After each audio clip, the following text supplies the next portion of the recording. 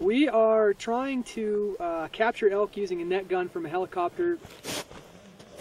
I think we probably have somewhere on the order of 40 people out here today, from Fish and Game, ISU, Stoller, DOE. All sorts of people collaborating on this project today. The Idaho National Laboratory Site is a huge area. It's roughly 890 square miles, and there's really only a few hundred elk in this area. And so it's hard to find those animals during a capture operation like this. Sort of interesting things about this population is that they've really only been resident here on the INL for about 20 years or so. Prior to the 1980s, they were largely transient, but over the last couple decades, they've established a population that lives here year-round. So we'll want to release them this way if we can, so that we don't recapture them. Does anybody have any questions or concerns?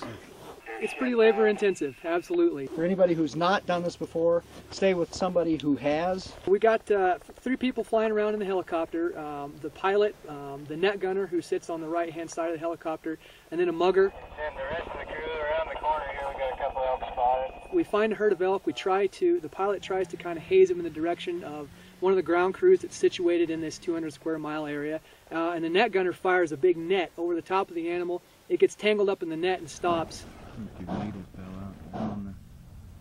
And the mugger essentially takes down the animal and holds it on the ground. Curtis, this is John. You copy? Until one of the ground crews arrives to help process it. The first one I did today, I bounced off 3 or 4 times before I actually got her to go down. So they weigh anywhere from 300 to 500 pounds, and I'm sitting right around 160, so they definitely have the advantage. We gotta do the healing. Absolutely, you get nervous, but it's one of those things that there's not a whole lot of time to think about it. You got to get them on the ground, and you got to do it fast. But today has been a tough day because we're in an area that's roughly 200 square miles, so it takes a long time to find the animals. They're real spread out. There's not a whole lot of snow on the ground, so getting people around quickly on snowmobiles has not been easy today. Can you look at where you are in your tape and get it? We're doing a whole bunch of things with the elk that we capture. We're putting GPS collars on them. They're collecting hourly location data for the whole summer. We're taking blood samples for disease testing and things of that nature. All right, color set. Measuring a variety of morphological characteristics and things of that nature. We're also using portable ultrasound units to measure the rump fat on the animals, which is a metric of body condition.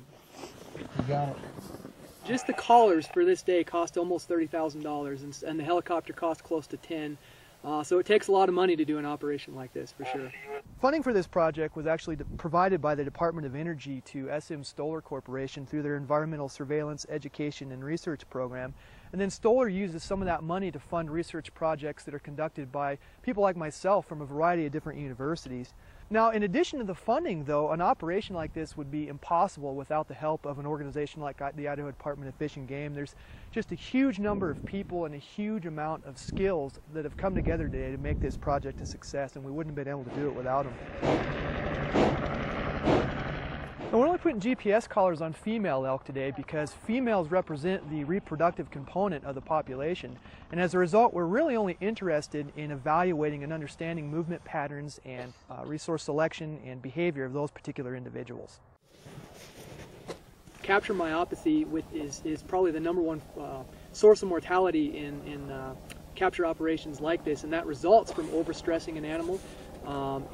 So it's really important to monitor those physiological components, particularly temperature, to make sure that we don't get into that red zone and put the animal in danger of death. Elk are generalist herbivores, but there's not a whole lot of elk populations that live out in the middle of a sagebrush steppe desert with not a tree for hundreds of miles.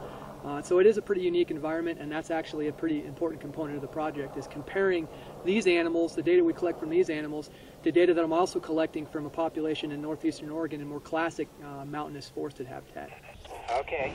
All the data that we gather from this study will be included in the conservation management plan that Stoller is preparing for the Department of Energy. And DOE's primary interest in this research is in helping to identify natural resources that are potentially sensitive to future development. These data will also be provided to the Idaho Department of Fish and Game. We should get on the radio, double check that, and if not, then we should move you over there. Very little information is actually known about this elk population since they took up residency on the site back in the 1980s, and so it's our hope that Fish and Game will be able to use this information in developing a management plan for these animals. It's going to run right towards you. Yeah. We were hoping for 20. I think we're about half that right now. Yeah, it's less than ideal, but in conditions like this, yeah, you make the most of what you have, and that's what we have. Straight to the north, and when you hit a T, turn right.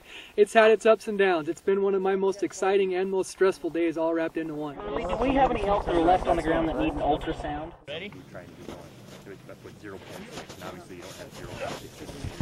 It's been a rough day. We've got a number of animals down and processed successfully, but it's not easy, that's for sure.